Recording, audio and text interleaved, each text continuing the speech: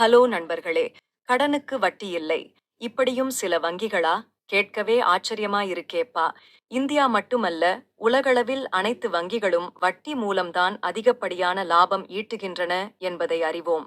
ஆனால் இஸ்லாமிக் வங்கிகள் வட்டி முறையை முற்றிலும் தவிர்த்து இயங்கக்கூடியவை என்பது எத்தனை பேருக்கு தெரியும்? இஸ்லாமிக் வங்கிகள் ஷரியா சட்டத்தின் அடிப்படையில் செயல்படுகின்றன.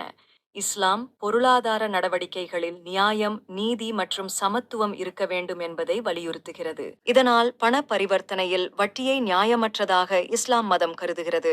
இஸ்லாமிய மதக் கொள்கைகளின்படி பணம் என்பது ஒரு மீடியம் மட்டுமே. அதை வைத்து நேரடியாக லாபம் ஈட்டுவது தவறு என்று கருதப்படுகிறது.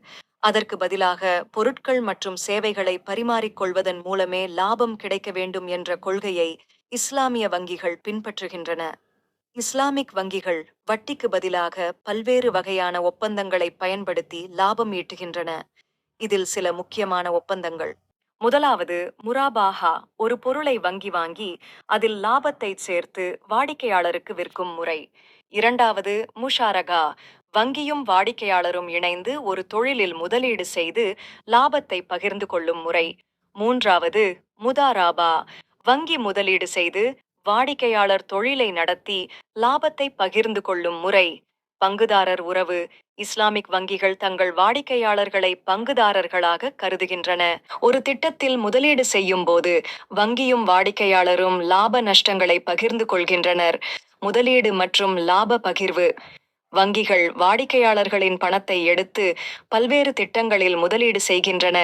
இந்த திட்டங்களில் இருந்து கிடைக்கும் லாபம் வங்கியும் வாடிக்கையாளரும் ஒப்புக்கொண்ட விகிதத்தில் பகிர்ந்து கொள்ளப்படுகிறது. வணிக நடவடிக்கைகள். இஸ்லாமிக் வங்கிகள் பொருட்களை வாங்கி அவற்றை வாடிக்கையாளர்களுக்கு மறுவிற்பனை செய்வதன் மூலம் லாபம் ஈட்டுகின்றன. இந்த வணிக நடவடிக்கைகளில் வங்கி ஒரு குறிப்பிட்ட ஈலாபத்தை சேர்த்து விலையை நிர்ணயிக்கிறது. குத்தகை முறை. வங்கிகள் வாடிக்கையாளர்களுக்கு சொத்துக்களை வாங்கி குத்தகைக்கு விடுகின்றன. குத்தகை வாடகையிலிருந்து கிடைக்கும் வருவாயில் ஒரு பகுதி வங்கிக்கு கிடைக்கும். வீடு வாங்குவது எப்படி? உதாரணமாக, நீங்கள் இஸ்லாமிக் வங்கியில் இருந்து வீடு வாங்க விரும்பினால் வங்கி முதலில் அந்த வீட்டை தன் பெயரில் வாங்கிக் கொள்ளும். பின்னர் நீங்கள் அதை வாடகைக்கு விடுவது போல தவணைகளாக வங்கிக்கு பணம் செலுத்த வேண்டும். ஒரு குறிப்பிட்ட காலத்திற்கு பிறகு வீட்டின் முழு உரிமை உங்களுக்கு மாறிவிடும். தொழில் முனைவோர் கடன். ஒரு தொழில் முனைவோர் தனது தொழிலை விரிவுபடுத்த வங்கியில் கடன் கேட்கிறார் எனில், வங்கி தொழில் முனைவோருடன் இணைந்து ஒரு நிறுவனத்தை தொடங்கி லாபத்தை பகிர்ந்து கொள்கிறது.